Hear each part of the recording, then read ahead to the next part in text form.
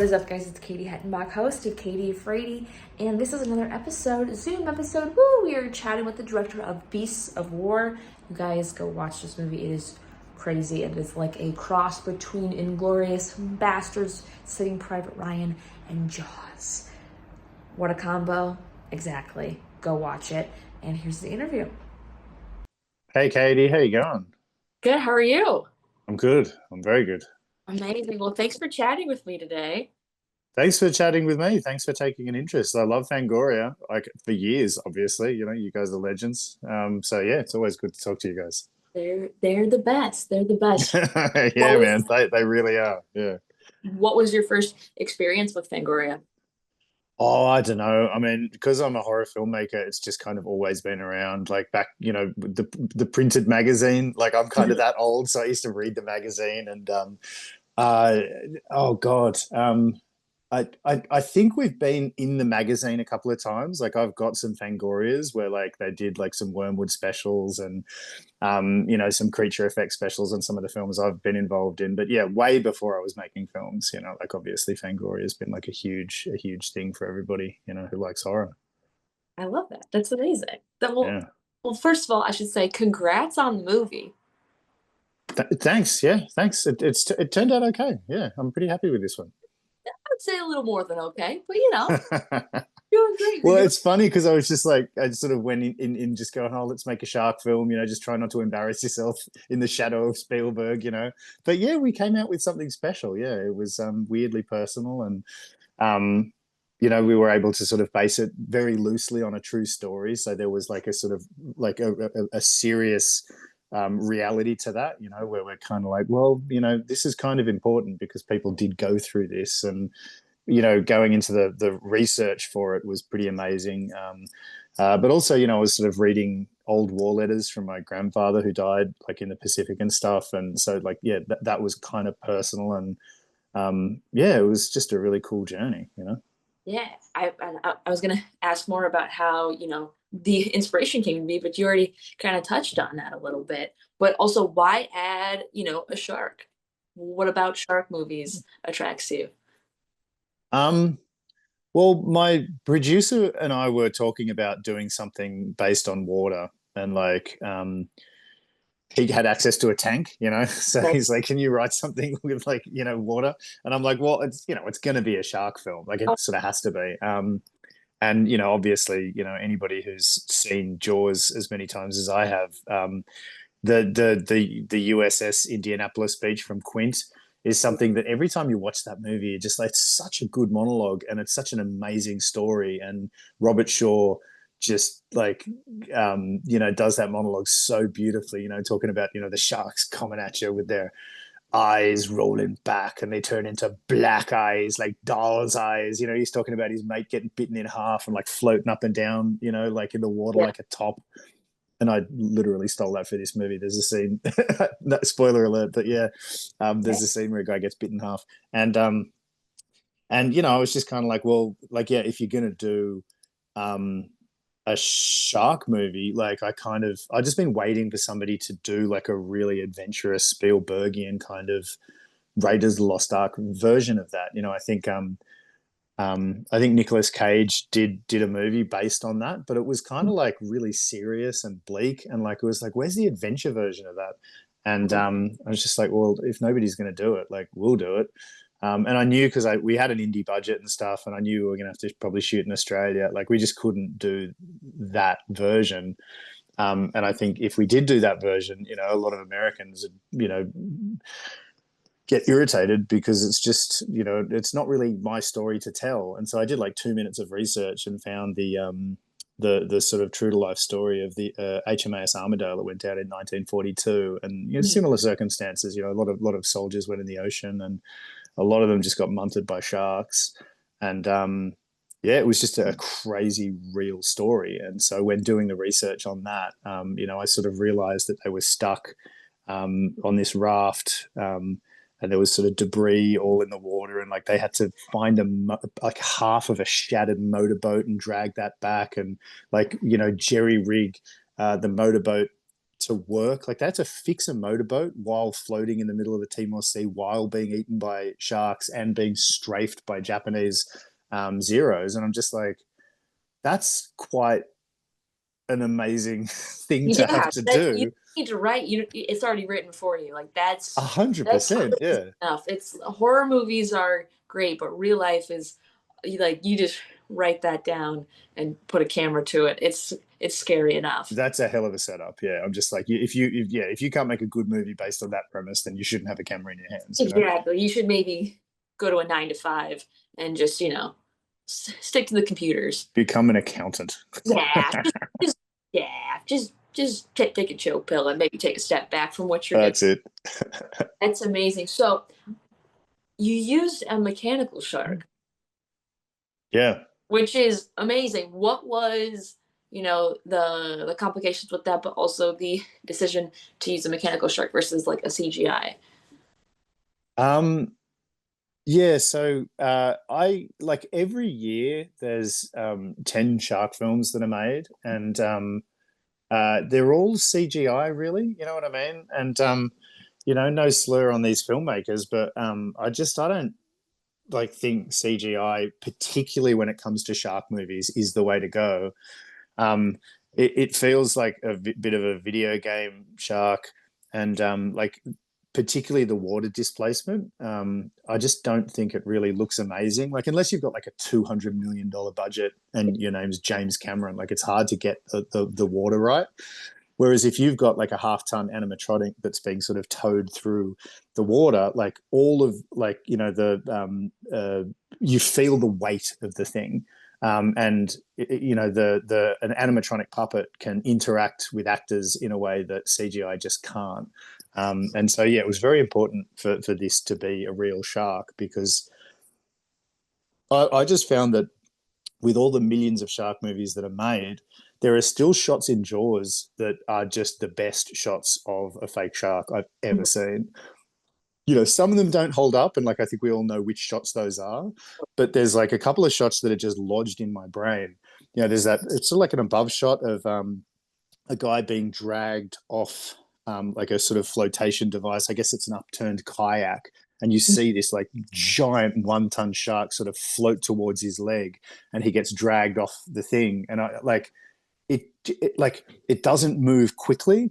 It moves like an underwater bus, and you just like look at the size of that thing, and also that one, where he's going, come down here and chum some of this shit, you know what I mean? And then like it bursts up out of the water, and it's so shocking because it's real, and Roy Scheider does that great thing where like he kind of whips his head back into that expression. It's one of my favorite reaction shots of all time in cinema. And of course that leads into, we're going to need a bigger boat. And it's just, yeah, like nobody really, those two shots in particular, and the fin dragging through the water, like it's just great. And I wanted, to know what it felt like to sort of create some of those images for myself. And, in order to do that, we had to spend a lot of money, and it took like, I think 4.5 months in pre-production to just build that thing. And, all of the testing and stuff was such a nightmare. But when it worked, we were all just high-fiving and going, thank God we went down this road and didn't do the cowardly CGI thing. I'm so with you. I'm with the cowardly CGI. Look, I understand sometimes you got to use CGI, and I get it, but practical is where it's at. It's little, it's each one costs money, but practical, it always just feels more real, and it helps the audience really get to the place that you want them to go. I have no problem with CGI. It just needs to be used right, like if you can see that it's CGI, it's not being used right. Like it should be hidden. Like one of the best filmmakers out there who does a lot of CGI, a lot more than you'd think, is David Fincher. But you can never tell, It's enough. Perfect. And that's when you use it right. But so many people Yeah. aren't. But anyways, we could go all day about CGI, but we don't need to keep talking about that. We're good. So, what was your favorite scene that you shot?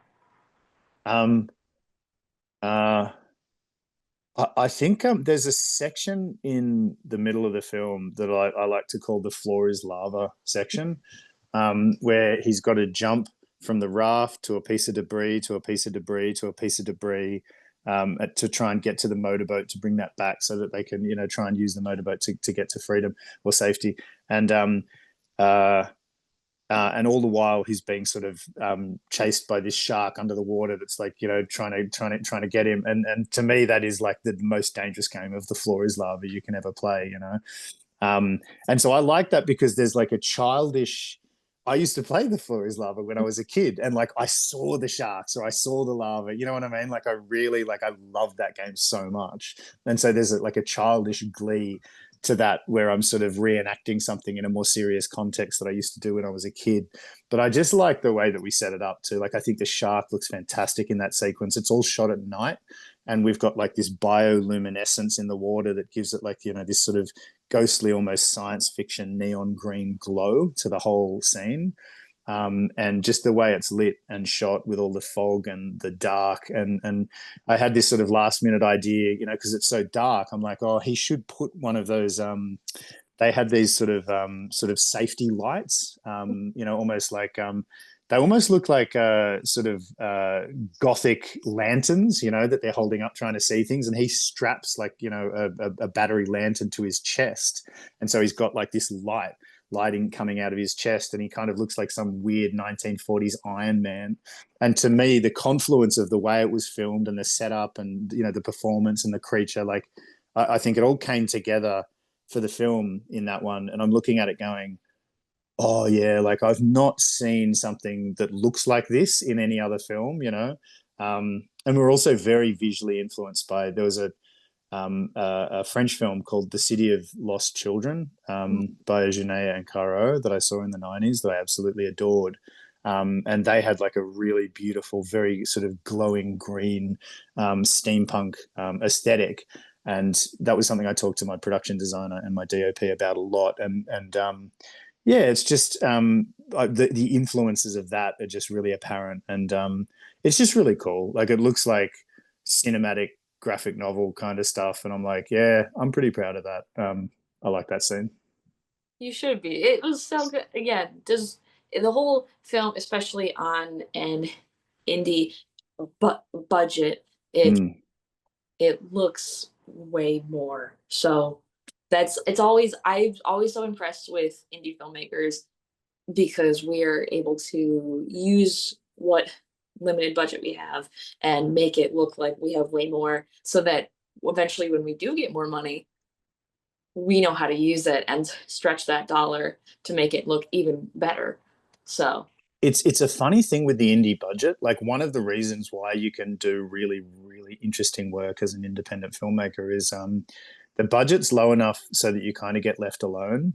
Um, and I've sort of done it, like I've had a thing where you do something that's a little bit closer to a studio thing, and man, there's so many checks and balances. Like every time you have an idea, you have to check with 12 people, and then there's 12 bits of feedback, and like it's so hard to just make art, and art is all about risk. And the more money you have, like basically the industry runs on fear and art runs on bravery. And so those two things come together. And if you have too much of one or not enough of the other, like it's a problem. And so, yeah, like you want to find that sweet spot where you've got just enough money to tell your story, but not so much that people get too scared to let you take visual or sort of narrative risks or whatever. And yeah, you don't want to make it too arty because then you're just making. I mean, who's it for? Like you have to be balancing the commercial with the art, and it's fun. It's a fun puzzle to try and work out. and we here love a puzzle. We love a puzzle. So what was the hardest scene to film? I mean, probably the floor is lava. Like there was just a lot of elements that needed to come together. We were shooting in darkness, like that was difficult. Like more building the platforms and how do they float, and he's got to jump from this, and then the platform's got to like tip up when the shark jumps on top of it, and yeah. But it was one of those films where it wasn't any particular scene. Um, like it was all a bit difficult because you're on water and you're dealing with underwater animatronics, and you've got all these stunt divers, and yeah, it was all pretty difficult. It's more the pre-production on this one, because we had to build a tank. So there was no indoor studio tank big enough of the kind that we needed in Australia for us to do what we needed to do. They were all kind of 25 meters circumference. Mhm. We needed like a 40-meter length, to sort of do the set pieces that we needed to do. And so we had to build like a giant 40-meter tank up in Queensland, again on an indie budget. We've never built a giant water tank before. Like there's a lot that goes into that. It was like 2 million liters worth of water. And, we had to build the shark and just technically, this was such a difficult film. It's one of those things where it's like, if you knew how hard it was going to be, would we have done it? I don't know. But sometimes it's nice just to jump in as a bunch of idiots just having a crack at something for the first time, because you don't know how hard it's going to be. But yeah, the pre-production and the preparation on this film it was like just a nightmare, and like so many things went wrong, and we had to pivot so many times, and like the lessons were hard and many. But like once we got on set, this was one of those things where it just felt like, the cinema gods were smiling on us, because it often seemed to just go right. It just went wrong for months, and then suddenly between action and cut, it went right. Mhm. And so there was a lot of luck involved, I think, with this one. Again, it's just that it shows in the act in the movie that you guys took so much care, and in the pre, it's all about the pre, and then during production you can just go and play and make it happen, and you did that really well. It is all of that preparation. You're a filmmaker, eh, Katie? Yeah, I can tell. You just know, these things. Yes. I got What's you. it? I mean, and is it all horror and stuff that you do? Horror and comedy. Yeah, horror comedy, man. It's a hard combination to get right, eh? Because if it's too much of one, it gets silly, and then it's not scary. And if it's too much of the other, then yeah, Yeah, yeah. I love a good horror comedy. it's the two of my favorite genres, and I love them both separately, but together it's a beautiful mashup, and truly I think one of the hardest genres to pull off well. It's funny how similar horror and comedy are.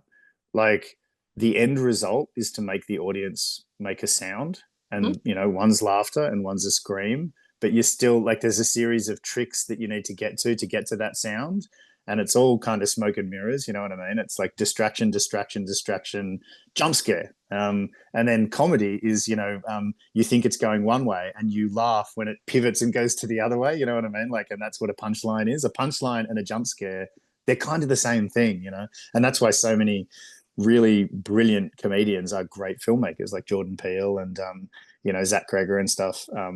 Yeah, it's an easy pivot to go from comedy to horror.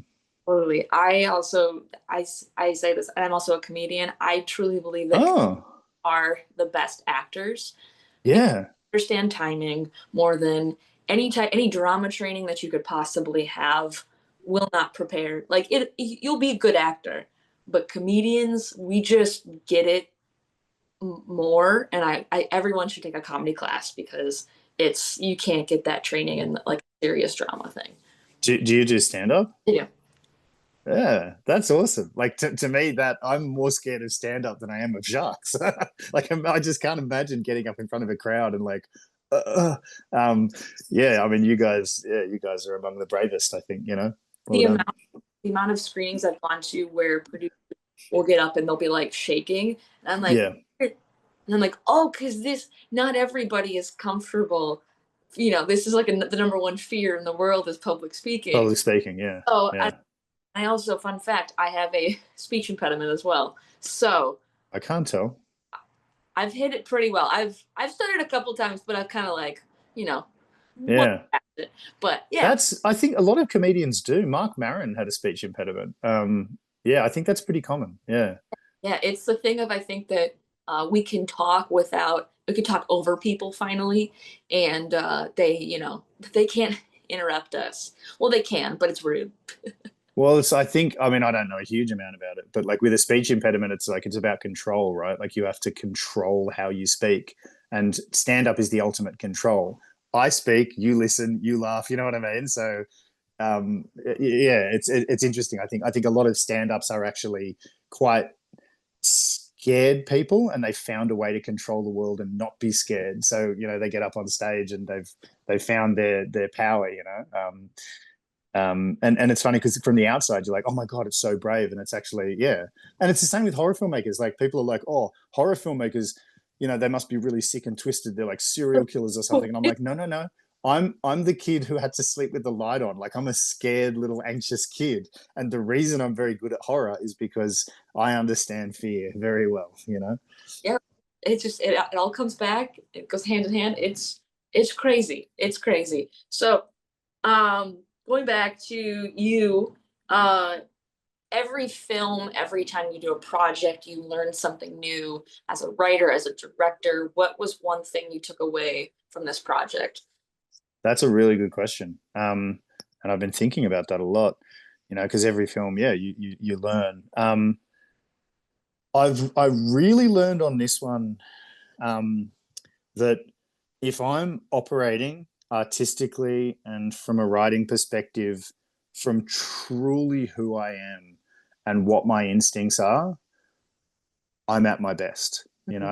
And I've made a lot of films now, like I made a few films with my brother, almost kind of like that was like a kind of a thing. But he and I were very much operating from what we wanted to see.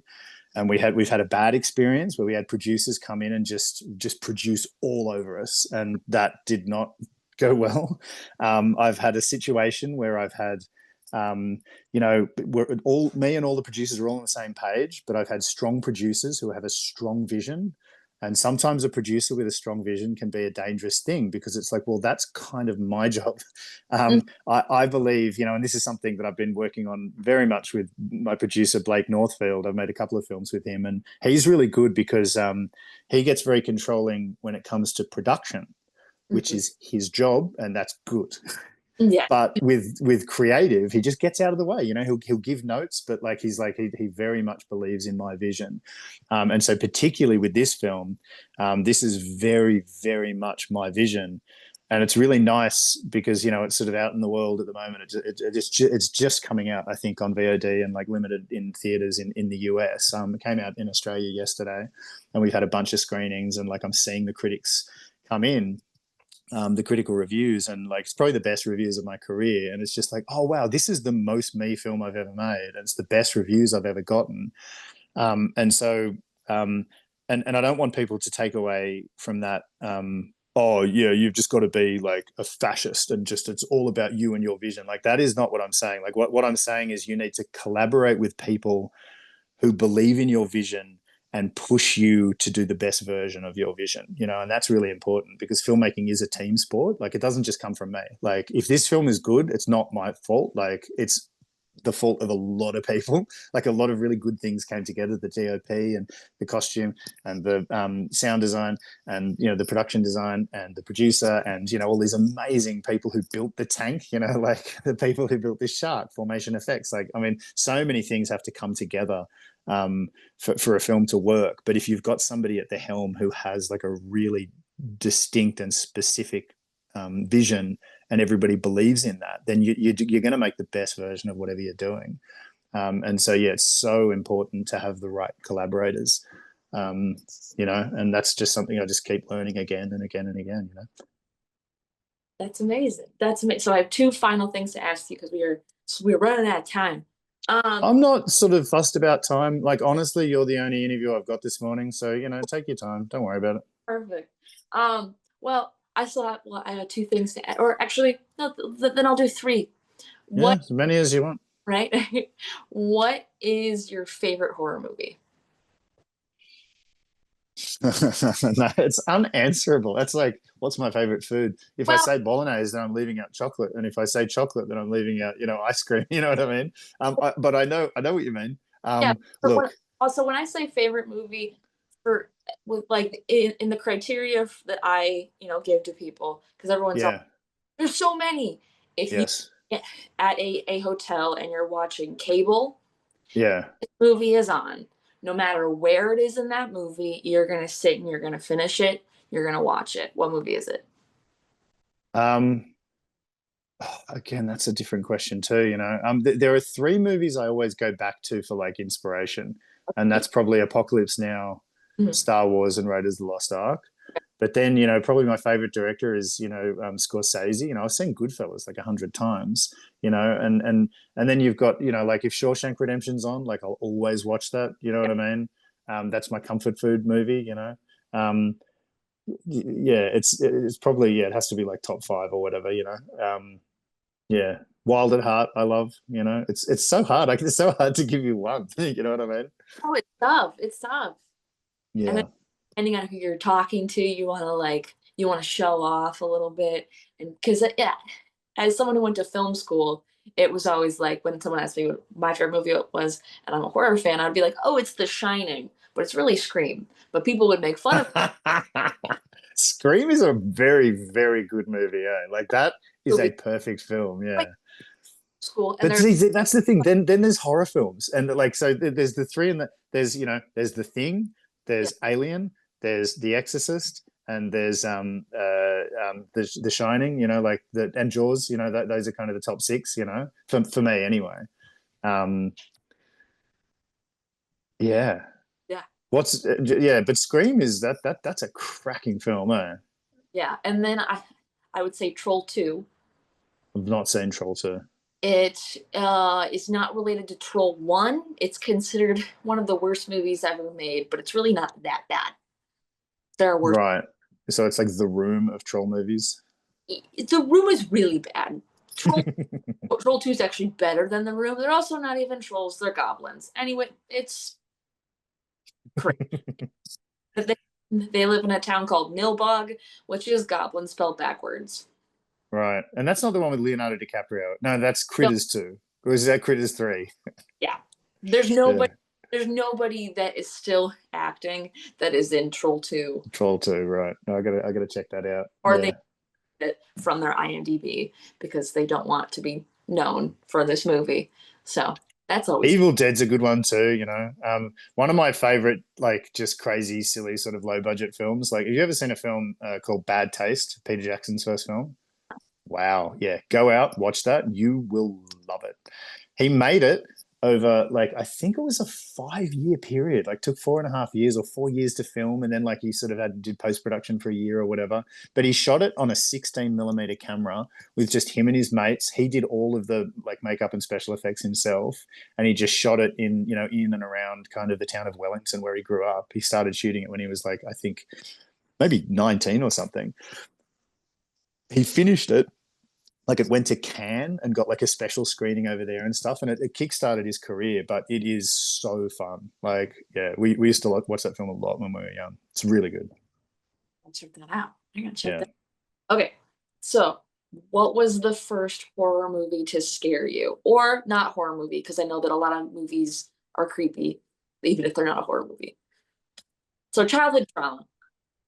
Um, Yeah, I watched an early version of Dracula that really freaked me out, and I still can't even remember which it was. Like, but it was one of those ones where I crept downstairs and watched it from behind the couch when my parents were watching it. They didn't know I was watching, and it's a bit where they go in to dig up the Mina's grave, Mhm. and then they open up the grave, but she's not in there, and then they kick through the coffin, and underneath the coffin is like it's like a sewer, and they go down in there, and he's got this torch, and then he drops the torch, and it goes out, and then you see her reflected in the water when he's trying to pick up the torch, and he looks up and there's this half dead or completely dead vampire woman, and that just scared the crap out of me when I was a kid. But the one that really affected me and I just couldn't get it out of my head was The Exorcist. I think I watched that too young. I would have been about 12, and because I was raised a Catholic, and my mum was pretty Catholic, like and she used to say just terrible things like, don't ever say Satan, don't ever say the devil, don't say his name because he appears. And I'm like, don't say that to a 5-year-old, you know what I mean? So I really believed that the devil Yeah. existed. So when I saw The Exorcist, the idea, and it wasn't something that's like under your bed or in your cupboard or in the shadows. This is something that's already in your head. Like the monster's in your brain. And for some reason, that really scared the crap out of me because how can you hide from it if it's inside you? And yeah, that really had an effect on me. That movie was like traumatizing. Yeah. Great film. So good. I love hearing what scares, like what started like the scaring, because it's so different for everybody. And for me, one of them was Spider-Man with Willem Dafoe as the Green Goblin. Uh, Yeah. Yeah, good performance, though. Yeah. Terrifying as a kid watching that. Yeah. Pee Wee Herman Large Marge. I've still not seen the original Pee Wee Herman movie. Yeah, like that's a Tim Oh Burton my film, God, eh? it's a fever dream. It's so I need to watch that. it's very Pee Wee's not for everybody, but and now as an adult, finding that scare is so hard. Especially when I'm so numb with watching all these horror movies. I'm just like, I need to feel scared. I need to feel terrified. I wanna I wanna sleep with the lights on. I wanna be scared to walk to my car, walking out of the movie theater. But I have not had that yet. But I got close. Hereditary? Did you watch Hereditary? I did. I was freaked out by it, but it didn't do I still think I truly believe that the scariest movie isn't going to be in theaters for like a wide audience, because Mm, movies are for everybody. yeah. I think it has to be like a weird indie movie that like is only playing at a couple fests. That's where you get like the fucked up stuff that's gonna like keep you awake at night. And I just think that's what I need. I don't know. I need something. Like the one movie that freaked me out the most was and it's not a terribly like amazing movie, but Lights Out. Uh-huh. Because I'm not afraid of the dark. I'm afraid of what's in the dark. Yeah. The short that Lights Out was based on is a perfect short film. I screamed when I watched that like the first time. Like that's really embarrassing because I'm a fully grown man and I just wasn't expecting it. I was like, oh, like, oh, dude, that's you got me, you got me. It's a very very good short film. I mean, I like the film too, but the thing I liked about the short is like it looked like the film looks like a film. The Yeah. short looked like you're just in somebody's house. You know what I mean? Like that, there was no lighting or anything. It was just I think he was filming it with an iPhone. Like it just felt real. You know what I mean? In the same way that Paranormal Activity felt real. That was another one that scared the crap out of me because there was no cinema artifice. It just felt real. You know? Yeah. Did you, and probably the one the film that disturbed me the most over the last couple of years was I watched a film and I'm not even sure if it's a horror film, but it's called The Coffee Table. Have you heard of this? Heard of it, yeah. Yeah. Yeah, but I've heard It's that's about it's a I mean, I don't even know what I can't even say what it's about really because it's so messed up. But yeah, like a guy drops his newborn baby oh on a coffee table and the baby is beheaded. Spoiler alert. You know, you probably should put a spoiler alert in here. And then he doesn't know what to do, and so he just puts it back in its bassinet, and then just pretends like it's sleeping and hides it from the mother. And they have friends round for lunch, and he keeps going, "Don't disturb the baby; it's sleeping." And I just had like it was like a panic attack for the whole film. When's she going to find out? You know, and I was just like, there is nothing more horrific in this world than that premise. yeah. Um, Because what do you do? What do you have to tell? They're gonna find out eventually, but it's like, do you tell them right away, or are you waiting? Are people gonna automatically point fingers that you're the reason? Like you did this on purpose, and well, you just have to kill yourself. And like that's the thing. If you've got a premise where the only excuse just me, completely be all done. you can do is just kill yourself. And sometimes you watch a film and you watch a horror film and you're like, oh yeah, if I was in that situation, I'd just kill myself. That's when you know you got a good premise. You know what I mean? Like Like I couldn't go through the natural turn of events. You know, if the result of this thing is that thing, I'd yeah, rather die. yeah, That's the perfect horror premise. You know. human centipede. Human Centipede is a very good one. Yeah, I mean Saw too. You know, where they're just like not Saw two, but yeah, Saw as well. You know, they've set this thing up where it's like it's such a horrible thing. You'd probably rather die. You know, like you'd have to saw your own leg off or whatever. You know, and it's a perfect horror premise. Yeah. It's brutal. It's brutal. It's ugh, ugh.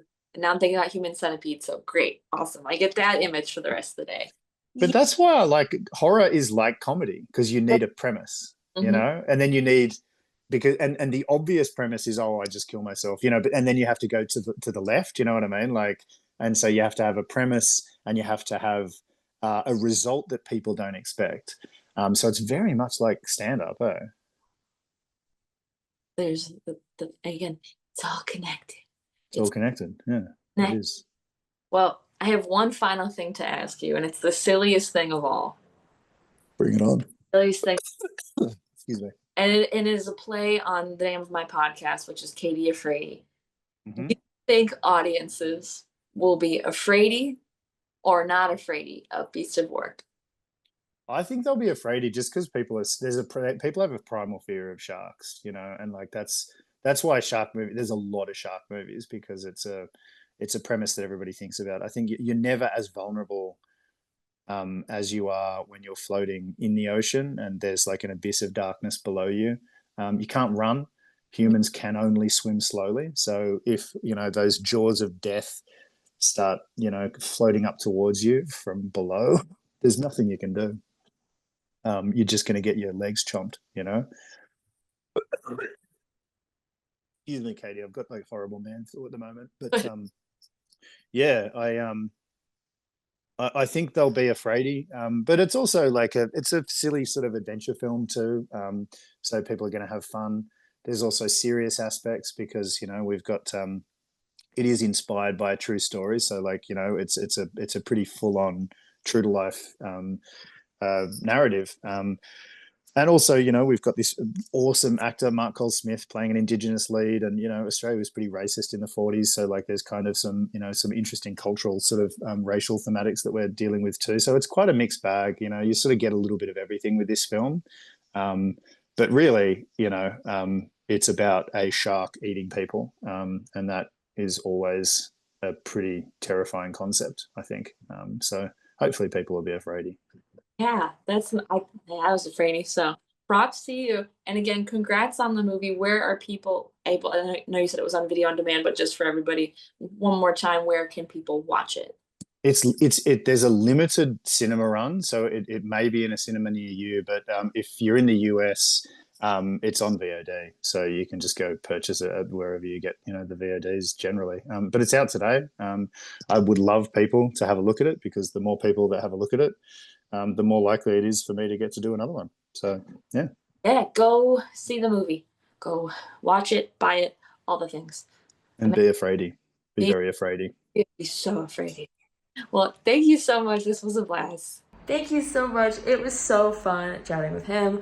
Guys, please go get tickets to this movie if you can. Go watch this movie. It is so freaking good. And yeah, we will see you next time. Stay afraidy.